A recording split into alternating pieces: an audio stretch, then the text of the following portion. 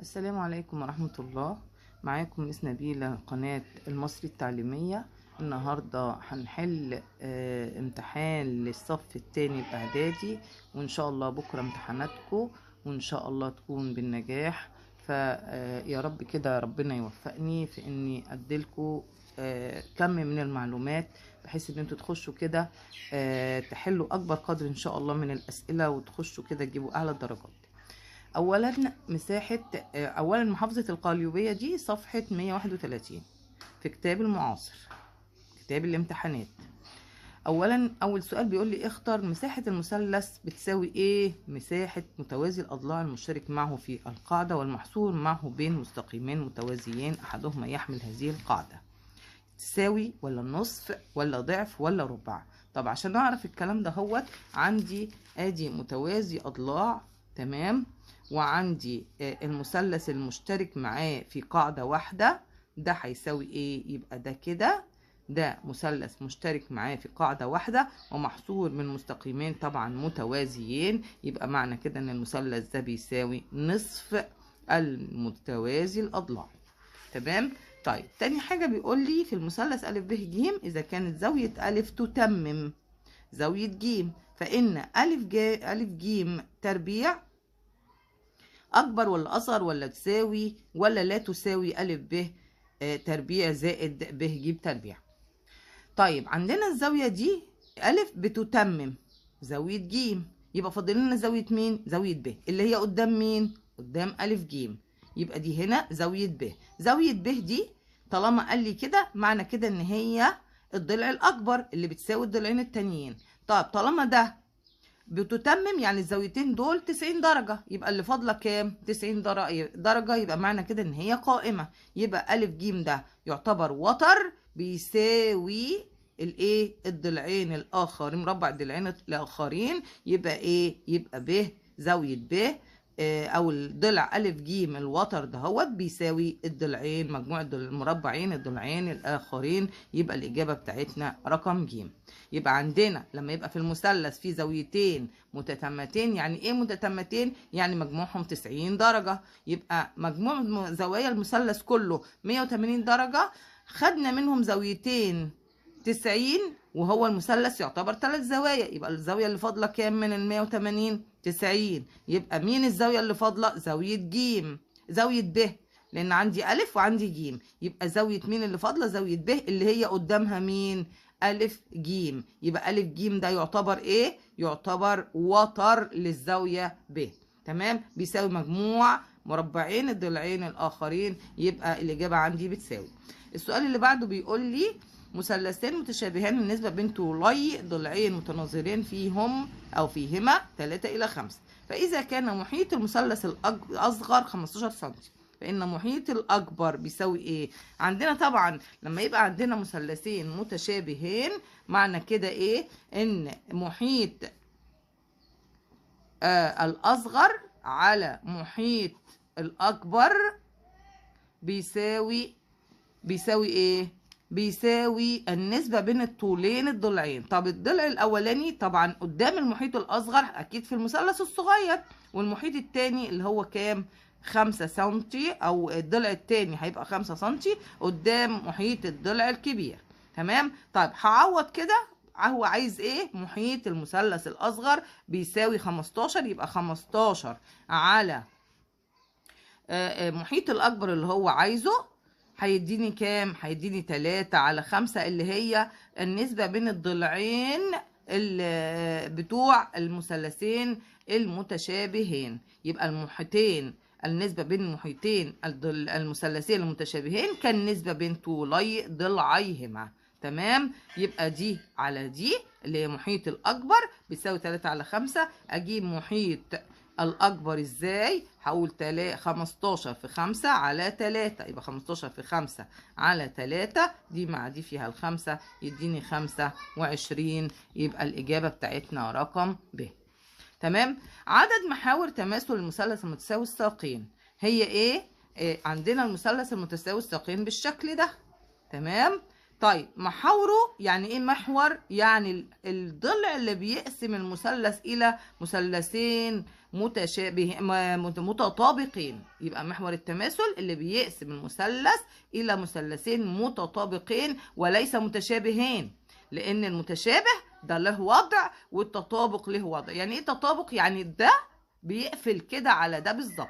تمام. طيب المثلث المتساوي الساقين ده ليه كم محور بقى كده؟ ليه محور واحد. يبقى محور تماثل المثلث المتساوي الساقين هو واحد فقط. تمام. طيب يبقى السؤال اللي بعدنا بيقول لي مساحة شبه المنحرف الذي طول قاعدتيه المتوازيتين 6 و8 وارتفاعه 5 سم بتساوي ايه؟ عندنا مساحة الشبه المنحرف بتساوي ايه؟ مساحة شبه المنحرف بتساوي القاعدة المتوسطة في الارتفاع. طب مين القاعدة المتوسطة دي؟ اللي هي 6 زائد 8 مجموع القاعدتين على 2 في الارتفاع. تمام؟ تمام كده؟ طيب عندنا القاعدتين اللي هما مين؟ 6 و8. يبقى 6 زائد 8 في الارتفاع اللي هو 5. تمام. 6 و8 يبقوا 14 على الاتنين يبقى 7. 7 و5 يديني كام؟ 12. مساحة شبه المنحرف ل 6 و8 14 على الاتنين في 5. ده فيه، معلش أنا آسفة، ده فيه 5. يبقى هنا 7 في 5 ب35. تاني عملنا ايه؟ جبنا القاعدة المتوسطة وقسمناها على 2. القاعدة المتوسطة وضربناها في الارتفاع. طب القاعدة المتوسطة أصلا نجيبها ازاي؟ بنقول مجموع القاعدتين على 2 في الارتفاع، يعني 6 زائد 8 على 2 في الارتفاع. طيب 6 و8 كام؟ 14. 14 على 2 بكام؟ ب7. 7 في 5 بكام؟ ب35. يبقى الإجابة بتاعتنا رقم ج.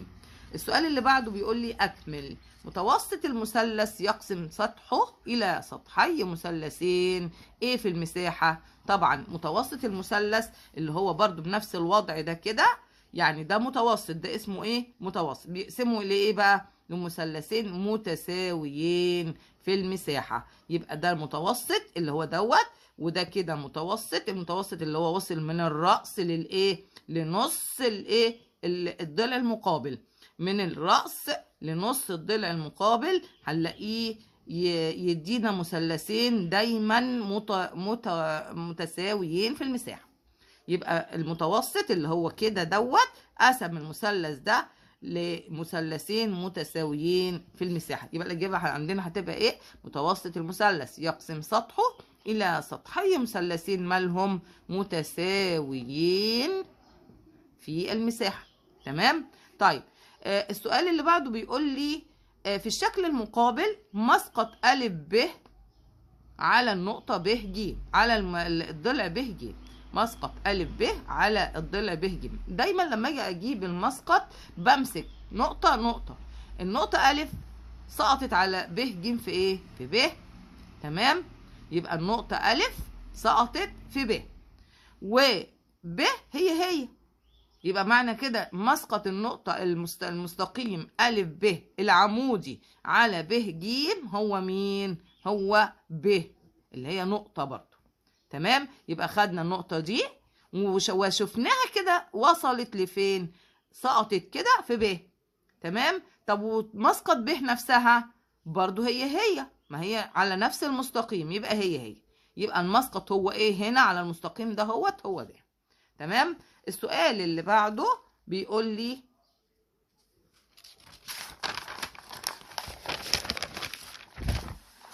إذا كان طول ضلعين متجاورين في متوازي الأضلاع هو 8 و10 وارتفاعه الأكبر 5، فإن مساحته. دايما مساحة متوازي الأضلاع بتساوي إيه؟ بتساوي الضلع الأكبر في الارتفاع الأصغر، والارتفاع الأصغر في الأكبر في الإيه؟ في الضلع الأصغر. طيب إحنا عندنا هنا ارتفاع أكبر، يبقى هياخد مين؟ الضلع الأصغر. يبقى تاني أي مساحة متوازي بتساوي القاعده في الارتفاع، انهي قاعده وانهي ارتفاع؟ القاعده الصغيره في الضلع دايما الايه الكبير. يعني احنا لو احنا رسمناه كده هنلاقي ان في قاعده كبيره وقاعده صغيره. القاعده الكبيره اهي خدت ايه؟ القاعده الكبيره اهي خدت ارتفاع صغير، والقاعده الصغيره هتاخد ارتفاع ايه؟ كبير. تمام. يبقى لما ناخد الارتفاع الكبير ده هوت اللي هو 5 هنضربه في كام؟ في 8 اللي هو القاعده الصغيره. تمام. يديني كام دوت؟ 40 سنتيمتر مربع. تاني الجزئيه دي، اي مساحه متوازي اضلاع بتساوي قاعده في ارتفاع.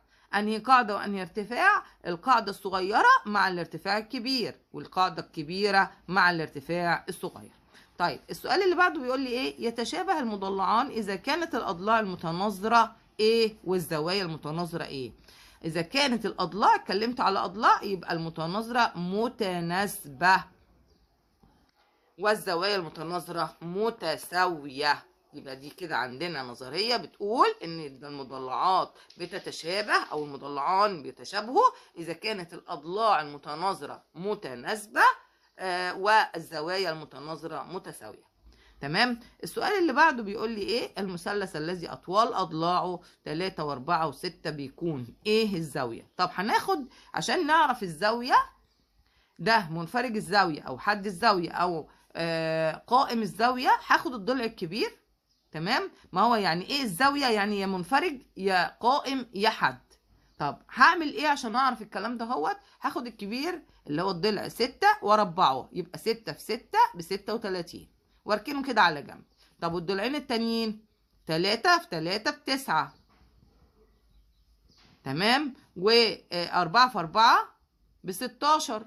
16 و9 كام؟ 25. معنى كده ان ضلع واحد اكبر، يبقى ال 36 ده اكبر من كام؟ من ال 25. طالما عندي ضلع هو نفسه اكبر من مجموع الضلعين التانيين، يبقى معنى كده ان ده مثلث منفرج الزاويه. طب عندي الضلعين دول بيساووا الضلع الكبير دوت، معنى كده ان هو ايه؟ قائم الزاويه.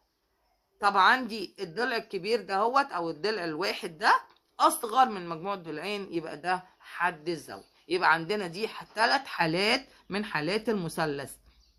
عشان نعرف المثلث ده قائم حد منفرج لازم نشوف الاضلاع بتاعته. الضلع الكبير فيهم لو ربعناه وعطاني رقم اكبر من مجموع الضلع مربعين الضلعين التانيين، يبقى ده منفرج الزاويه. طب اقل يبقى حد الزاويه. طيب بيساوي يبقى ده ايه؟ قائم الزاويه. تمام.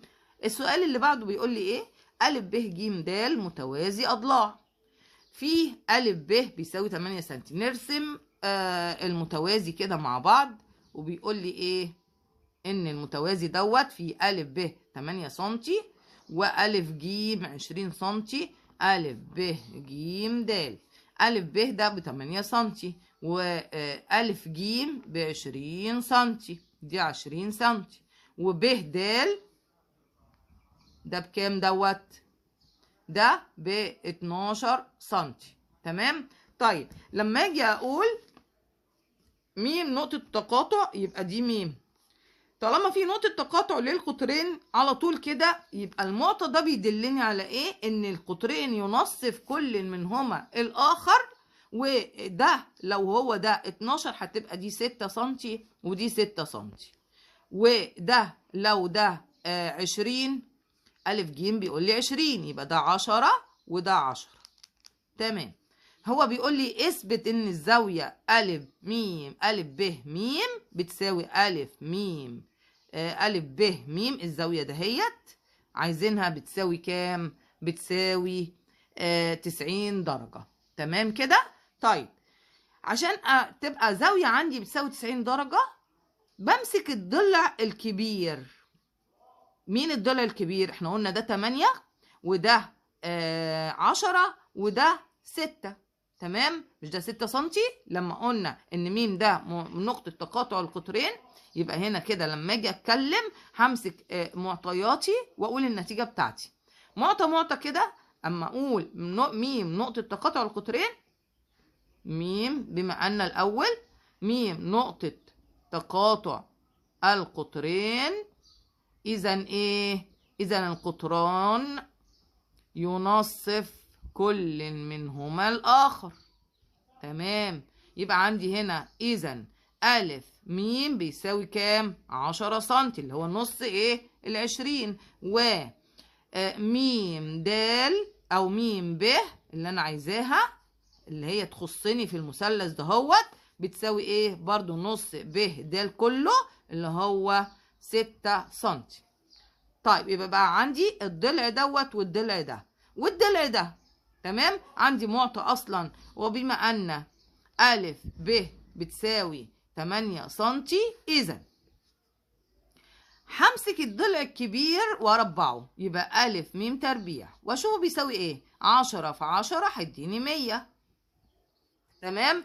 وهنا ميم ب واربعه، ميم ب بتساوي 6 في 6 ب36. طيب ومين تاني؟ وألف ب برضو تربيع وده تربيع، 8 في 8 ب64. لو جمعت بما أن بقى ميم ب تربيع زائد ألف ب تربيع بتساوي 36 زائد 64 يعني 100. إذا بتساوي مين دي؟ 100 دي كانت بتساوي مين؟ بتساوي ألف ميم تربيع. إذا إيه؟ المثلث ألف ب ميم قائم الزاوية في ب قائم بتساوي 90 درجة اللي هو وهو المطلوب إثباته. تمام. يبقى تاني خدنا المعطى دوت وقلنا ان ميم دي نقطة تقاطع القطرين، اذا القطرين ينصف كل منهما الاخر، يبقى دي نص الضلع كله وده نص الضلع كله. تمام. جبنا هو اساسا عاطيني ان الف ب 8 سنتي، واحنا جبنا الف ميم ب10 وب ميم ب6. همسك بقى الاضلاع اللي عندي دي كده وهربع كل ضلع. اربع الكبير هيديني 100 واربع الضلعين التانيين الصغيرين هيديني 100 برضو. يبقى اذا المثلث ده قائم الزاويه في مين؟ في ب. تمام. تمام. عندنا ب رقم ب ألف ب ج مثلث قائم الزاوية في ب. يبقى قائم الزاوية في ايه؟ ألف ب ج قائم الزاوية في مين؟ في ب. وده اله عمودي، ده اله عمودي تاني على مين؟ على ألف ج. تمام. اثبت ان المثلث ج ه د يشابه ج ب ألف. هنمسك كده بالنسبة للزوايا، هو دلوقتي بيكلمني عن زوايا. تمام. بيقول لي ان طالما ما عطانيش الاضلاع كلها، يبقى عشان اثبت ان في تشابه بين مثلثين بقول ان الزوايا المتناظرة ايه؟ متساوية. يبقى عشان اثبت ان في مثلثين متشابهين عندي حاجتين، يا اما اثبت ان الزوايا المتناظره متساويه يا اما الاضلاع المتناظره متناسبه. طالما قال لي اوجد يبقى على طول ادور على ايه؟ على زوايا متساويه وابعد عن الاضلاع المتناسبه. طالما السؤال الثاني في المساله بيقول لي اوجد ضلع، يبقى اعرف على طول ان كل الاضلاع اللي عندي مش موجوده واشتغل على ان ايه؟ اثبت ان في زوايا متساويه في الشكلين. لو مسكت المثلث الكبير ا ب ج اللي فيه زاوية ب قائمة اللي هي 90 درجة، والمثلث الصغير مين؟ د ه ج اللي هو عايزه برضه مش فيه الزاوية دي برضه قائمة، يبقى بما أن في المثلثين مين بقى؟ اللي هو عطاهم لي أخدهم كده بنفس الكلام بتاعهم ج ه د، وما اقولش يشابه لأن أنا دلوقتي أنا بثبته، وج ب ألف فيهما ايه بقى؟ زاوية ب بتساوي زاوية د ه ج. تمام. ما ينفعش اقول زاوية ه لان زاوية ه بتحمل جزئين في الجزء ده والجزء ده. تمام. يبقى احنا هنا عندنا ما ينفعش ان انا اجيب حتة ان اقول الزاوية بحرف واحد لما يبقى الزاوية متجزأة حتتين كده من هنا.